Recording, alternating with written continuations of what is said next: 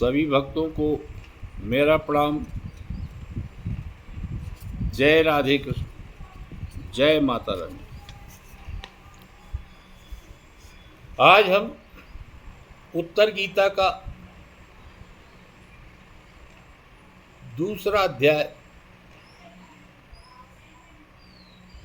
हिंदी में वाचन करेंगे, जिसमें है कि कश्यप के प्रश्नों के उत्तर में सिद्ध महात्मा द्वारा जीव की विविध गतियों का वर्णन, जिसमें भगवान श्री कृष्ण ने कहा, तदंतर धर्मात्माओं में श्रेष्ठ कश्यप ने उन सिद्ध महात्मा के दोनों पैर पकड़कर, जिनका उत्तर कठिनाई से दिया जा सके, ऐसे बहुत से धर्मयुक्त प्रश्न पूछे। कश्यप ने पूछा, महात्मन, यह शरीर किस प्रकार गिर जाता है, फिर दूसरा शरीर कैसे प्राप्त होता है? संसारी जीव किस तरह इस दुखमय संसार से मुक्त होता है? जीवात्मा, प्रकृति, मूल विद्या और उससे उत्पन्न होने वाले शरीर का कैसे त्याग करता है और शरीर से छूटकर दूसरे में वह किस प्रकार प्रवेश करता है? मनुष्य अपने किए हुए शुभाशुभ कर्मों का फल कैसे भोगता है और शरीर न रहने पर उसके कर्म कहाँ रहते हैं? ब्राह्मण कहते हैं, वृष्णी नंदन श्री कृष्ण कश्यप के इस प्रकार पूछने पर सिद्ध महात्मा ने उनके प्रश्नों का क्रमशः उत्तर देना आरंभ किया। वह मैं बता रहा हूँ, सुनिए। सिद्ध ने कहा, कश्यप, मनुष्य इस लोक में आयु और कीर्ति को बढ़ाने वाले जिन कर्मों का सेवन करता है, वे शरीर प्राप्ति में कारण होते हैं। शरीर ग्रहण के अनंतर जब वे सभी कर्म अपना फल देकर क्षीण हो जाते हैं, उस समय जीव की आयु का भी क्षय हो जाता है। उस अवस्था में वह विपरीत कर्मों का सेवन करने लगता है और विनाश काल निकट आने पर उसकी बुद्धि उल्टी हो जाती है। वह अपने सत्व, धैर्य, बल और अनुकूल समय को जानकर भी मन पर अधिकार न होने के कारण असमय में तथा अपनी प्रकृति के विरुद्ध भोजन करता है। अत्यंत हानि पहुंचाने वाली जितनी वस्तुएं हैं, उन सब का वह सेवन करता है। कभी तो बहुत अधिक खा लेता है, कभी बिल्कुल ही भोजन नहीं करता है, कभी दूषित खाद्य अन्न पान को भी ग्रहण कर लेता है, कभी एक दूसरे से विरुद्ध गुण वाले पदार्थों को एक साथ खा लेता है। किसी दिन गरिष्ठ अन्न, और वह भी बहुत अधिक मात्रा में खा जाता है। कभी कभी एक बार का खाया हुआ अन्न पचने भी नहीं पाता कि दोबारा भोजन कर लेता है। अधिक मात्रा में व्यायाम और स्त्री संभोग करता है। सदा काम करने के लिए लोभ से मलमूत्र के वेग को रोके रहता है। रसीला अन्न खाता और दिन में सोता है तथा कभी कभी खाए हुए अन्न के पचने के पहले असमय में भोजन करके स्वयं ही अपने शरीर में स्थित वात, पित्त आदि दोषों को कुपित कर देता है। उन दोषों के कुपित होने से वह अपने लिए प्राणनाशक रोगों को बुला लेता है अथवा फांसी लगाने या जल में डूबने आदि शास्त्र विरुद्ध उपायों का आश्रय लेता है। इन्हीं सब कारणों से जीव का शरीर नष्ट हो जाता है। इस प्रकार जो जीव का जीवन बताया जाता है उसे अच्छी तरह समझ लो। शरीर में तीव्र वायु से प्रेरित हो पित्त का प्रकोप बढ़ जाता है और वह शरीर में फैलकर समस्त प्राणों की गति को रोक देता है। इस शरीर में कुपित होकर अत्यंत प्रबल हुआ पित्त जीव के मर्म स्थानों को विदीर्ण कर देता है। इस बात को ठीक समझो। जब मर्म स्थान छिन्न भिन्न होने लगता है तब वेदना से व्यथित हुआ जीव तत्काल इस जड़ शरीर से निकल जाता है। उस शरीर को सदा के लिए त्याग देता है। द्विज श्रेष्ठ मृत्यु काल में जीव का तन मन वेदना से व्यथित होता है।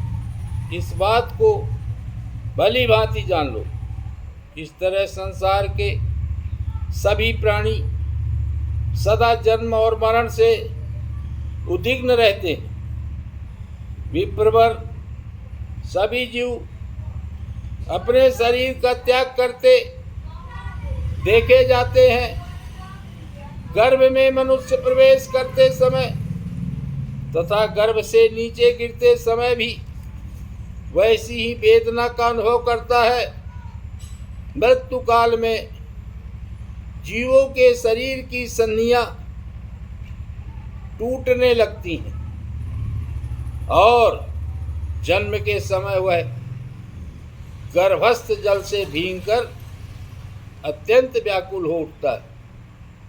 अन्य प्रकार की तीव्र वायु से प्रेरित हो शरीर में सर्दी से कुपित हुई जो वायु पांचों भूतों में प्राण और अपान के स्थान में स्थित है, वही पंचभूतों के संघात का नाश करती है तथा वह देहधारियों को बड़े कष्ट से त्याग कर ऊर्ध्वलोक को चली जाती है। इस प्रकार जब जीव शरीर का त्याग करता है तब प्राणियों का शरीर उच्छ्वासहीन दिखाई देता है। उसमें गर्मी, उच्छ्वास, शोभा और चेतना कुछ भी नहीं रह जाती। इस तरह जीवात्मा से परित्यक्त उस शरीर को लोग मृत, मरा हुआ कहते हैं। देहधारी जीव जिन इंद्रियों के द्वारा रूप, रस आदि विषयों का अनुभव करता है उनके द्वारा वह भोजन से परिपुष्ट होने वाले प्राणों को नहीं जान पाता। इस शरीर के भीतर रहकर जो कार्य करता है वह सनातन जीव है। कहीं कहीं संधि स्थानों में जो जो अंग संयुक्त होता है उसको तुम मर्म समझो, क्योंकि शास्त्र में मर्म स्थान का ऐसा ही लक्षण देखा गया है। उन मर्म स्थान संधियों के विलग होने पर वायु ऊपर को उठती है और प्राणी के हृदय में प्रविष्ट हो श्री की उसकी बुद्धि को अवरुद्ध कर लेती है। तब अंतकाल उपस्थित होने पर प्राणी सचेतन होने पर भी कुछ नहीं समझ नहीं पाता, क्योंकि तम अविद्या के द्वारा उसकी ज्ञान शक्ति आवृत हो जाती है। मर्म स्थान भी अवरुद्ध हो जाते हैं। उस समय जीव के लिए कोई आधार नहीं रह जाता और वायु उसे अपने स्थान से विचलित कर देती है। तब वह जीवात्मा बारंबार भयंकर एवं लंबी सांस छोड़कर बाहर निकलने लगता है। उस समय सहसा इस जड़ शरीर को कंपित कर देता है। शरीर से अलग होने पर वह जीव अपने किए हुए शुभ कार्य, पुण्य अथवा अशुभ कार्य, पाप कर्मों द्वारा सब ओर से घिरा रहता है। जिन्होंने वेद शास्त्रों के सिद्धांतों का यथावत अध्ययन किया है, वे ज्ञान संपन्न ब्राह्मण लक्षणों के द्वारा यह जान लेते हैं कि अमुक जीव पुण्यात्मा रहा है, अमुक जीव पापी।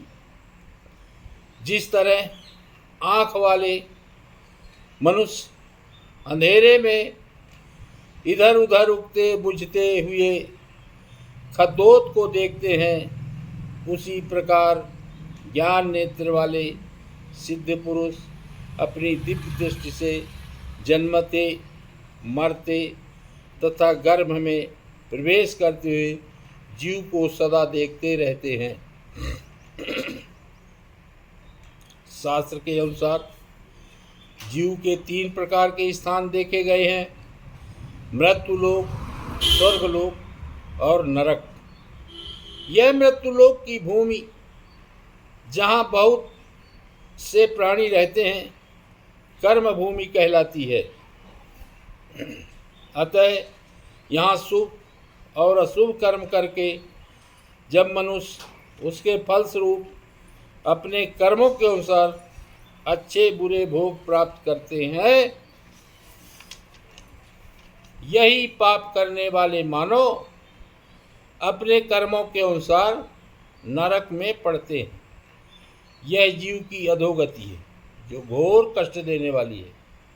इसमें पड़कर पापी मनुष्य नरक गामिन में पकाए जाते हैं। उससे छुटकारा मिलना बहुत कठिन है। अतः पाप कर्म से दूर रहकर अपने को नरक से बचाए रखने का विशेष प्रयत्न करना चाहिए।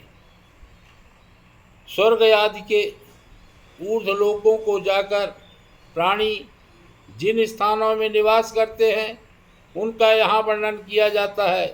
इस विषय को यथार्थ रूप से मुझसे सुनो। इसको सुनने से तुम्हें कर्मों की गति का निश्चय हो जाएगा और नष्ट की बुद्धि प्राप्त होगी।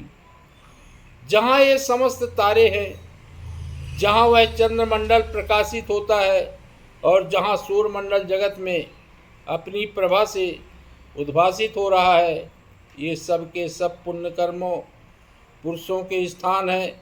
ऐसे जानो, पुण्यात्मा मनुष्य उन्हीं लोकों में जाकर अपने पुण्यों का फल भोगते हैं। जब जीवों के पुण्य कर्मों का भोग समाप्त हो जाता है, तब वे वहाँ से नीचे गिरते हैं। इस प्रकार बारंबार उनका आवागमन होता रहता है। स्वर्ग में भी उत्तम, मध्यम और अधम का भेद रहता है।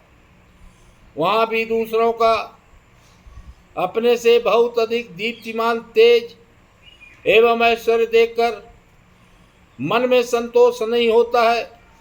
इस प्रकार जीव की इन सभी गतियों का मैंने तुम्हारे समक्ष पृथक पृथक वर्णन किया है। अब मैं यह बताऊंगा कि जीव किस प्रकार गर्भ में आकर जन्म धारण करता है। ब्राह्मण, तुम एकाग्रचित्त होकर मेरे मुख से इस विषय का वर्णन सुनो।